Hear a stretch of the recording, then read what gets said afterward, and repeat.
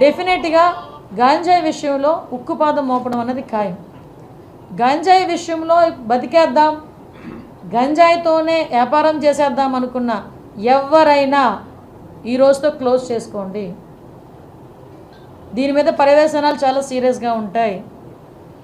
గంజాయితో దొరికితే ఏదో పాపం ఎంత దారుణం అంటే 18 నుంచి 25 సంవత్సరాల లోపు ఉన్న వాళ్ళు ఎక్కువ మంది ఈ గంజాయి ట్రాన్స్పోర్టేషన్లో.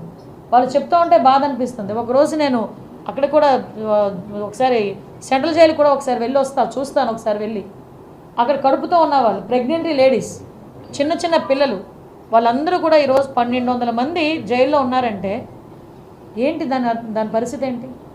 అంటే ఇన్ని సంవత్సరాలు, ఈ 5 సంవత్సరాలు విశాఖపట్నాన్ని రాజధాని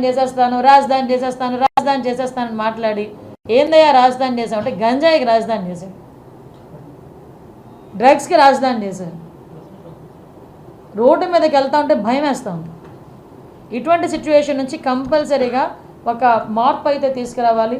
ఆ మార్పు తీసుకురావడానికి వైజాగ్ ప్రజల్ని కూడా నేను సపోర్ట్ కోరుకుంటున్నా. డెఫినెట్గా పోలీస్ వాళ్ళకి సపోర్ట్ చేయండి. సిటీ సరౌండింగ్స్ అంతా కూడా ఆ అలర్ట్నెస్ అనేది క్రియేట్ చేయాలి ఫస్ట్.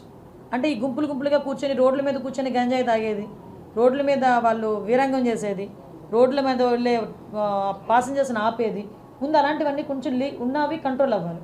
దానికి కంట్రోల్ అవ్వడానికి ముందు టాస్క్ ఫోర్స్ అనేది పనిచేస్తుంది. ఇంకోటి కూడా చెప్తున్నా, ఇప్పుడు ప్రతి ఒక్క చోట పోలీసులు వెళ్ళి కూర్చొని చూడలేరు. నేను అది సిటిజన్ పార్టిసిపేషన్కి కూడా నేను ఇంకొకటి కూడా మేము మాట్లాడుకున్నాం. ఎవరైతే గంజాయి విషయంలో ఇన్ఫర్మేషన్ ఇస్తారో వాళ్ళకి ప్రైజ్ మనీస్ కూడా మేము ప్రకటించడానికి కూడా సిద్ధపడ్డాం. Yes, exactly. మీకు వీలైతే టోల్ ఫ్రీ నెంబర్ కూడా ఇమీడియట్గా మీకు ఒక 10 డేస్లోనే, అంటే నీ ఛార్జ్ తీసుకుని 1 వీక్, 10 డేస్ కూడా అవసరం లేదు, నాకు 1 వీక్లోనే ఒక టోల్ ఫ్రీ నెంబర్ చెప్తాం. ఎవరైనా ఇన్ఫామ్ చేసింది కరెక్ట్ అయితే కనుక ఇన్ఫామ్ చేసిన వాళ్ళకి గోప్యంగా ఉంచుతాం, వాళ్ళని బహిర్గతం చేయం. ఒకటి భయం క్రియేట్ అవ్వాలి, 2 వాళ్ళకి లైవ్లీహుడ్ కావాలి. ఈరోజు గంజాయి ఎందుకు పండిస్తున్నారు? వాళ్ళు గిరిజనులు, అందరూ కూడా అమాయకులు. వాళ్ళు గిరిజనుల చేత పండిస్తున్నారు. వాళ్ళు కొంతమంది పెట్టుబడి పెడుతున్నారు, వెళ్ళి ఎకరాకి 1,00,000 ఇస్తాను, ఎకరాకి 2 లక్షలు ఇస్తాను అని వాళ్ళకి చేత పండిస్తున్నారు. ఆ తాలూకా దాని రెస్పాన్సిబిలిటీ అంతా పాపం ఆ గిరిజనులు భరిస్తున్నారు. రేపు పొద్దున్న ఎవరైతే పెట్టుబడి పెట్టాడో వాడు దొరకడు, మనకి ఎవడు దొరుకుతాడో, అక్కడ ఎవడైతే పండిస్తున్నాడో వాడు దొరుకుతాడు పోలీసులు వెళ్తే. సో అటువంటి సిచ్యువేషన్స్లో వాళ్ళకి మనం కొంచెం మోటివేట్ చేయాలి, అవేర్నెస్ క్రియేట్ చేయాలి. అవేర్నెస్ క్రియేట్ చేసి ఆటోమేటిక్గా ఇప్పుడు ఏదైతే కొంత మేరకు ఈ టర్మరిక్ అని, జింజర్ అని, నేను అదే అడిగాను, వాట్ అబౌట్ కాఫీ ప్లాంటేషన్ అన్నా.